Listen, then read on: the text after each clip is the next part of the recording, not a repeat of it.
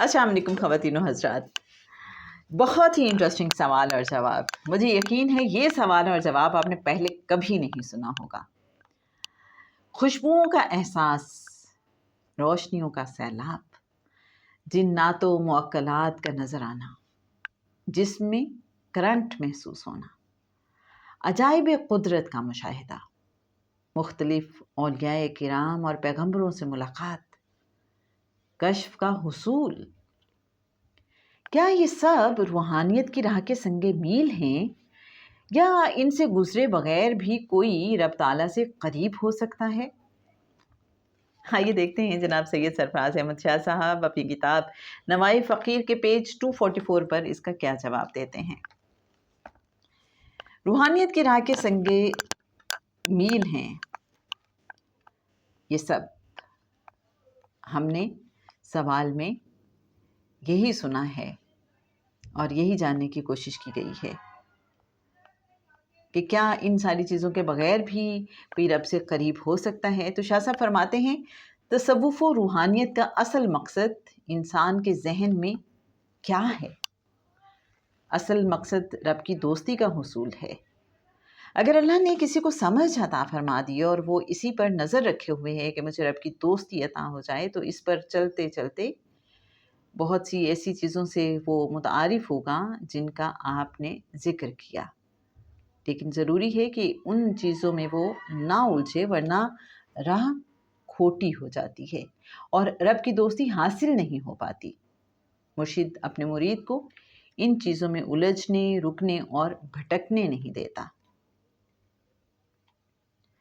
میں ان چیزوں کو مداری کی شعبدہ بازی کہا کرتا ہوں.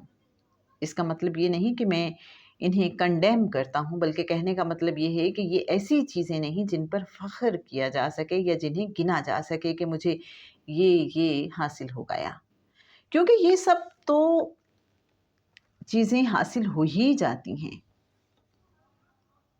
اصل بات تو یہ ہے کہ کوئی رب کے کتنا قریب ہو گیا.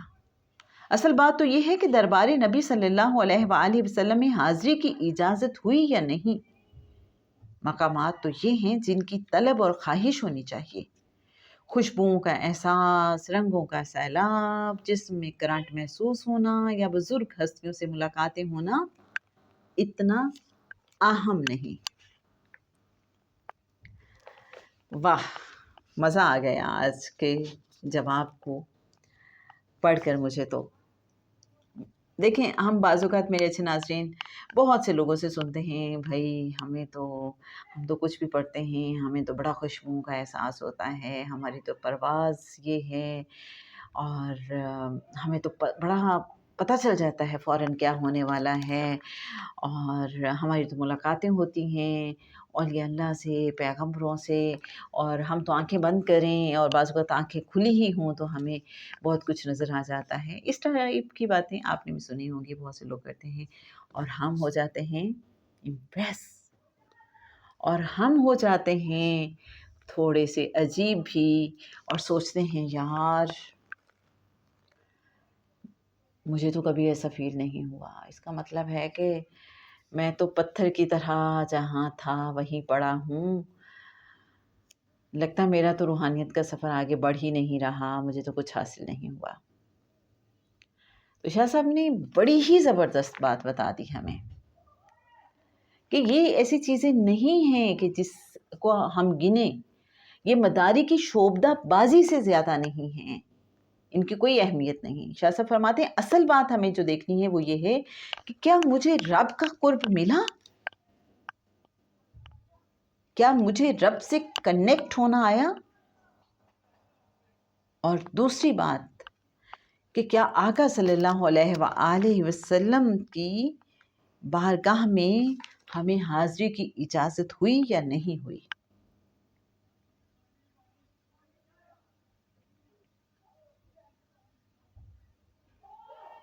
تو بس ہمیں یہی سمجھنا ہے، یہی سوچنا ہے اور اسی کے لیے ایفرٹ کرنی ہے، اللہ کا قرب اور آقا صلی اللہ علیہ وآلہ وسلم کے دربار اقدس میں حاضری. اللہ تعالیٰ ہم سب کو بامراد فرمائے. آج کا سوال اور جواب آپ کو کیسا لگا ضرور بتائیے گا، اور یہ بھی بتائیے گا کیا کبھی آپ کو بھی ایسا لگا، کیا کبھی آپ کو بھی بڑی کم مائگی کا احساس ہوا دوسروں کی باتیں سن کے، اور آج اس سوال کا جواب سننے کے بعد آپ کیسا فیل کر رہے ہیں؟ ہمیں آپ کے رسپانس کا انتظار رہے گا۔ رخسانہ بشیر آپ سے اجازت چاہتی ہے۔ اللہ حافظ۔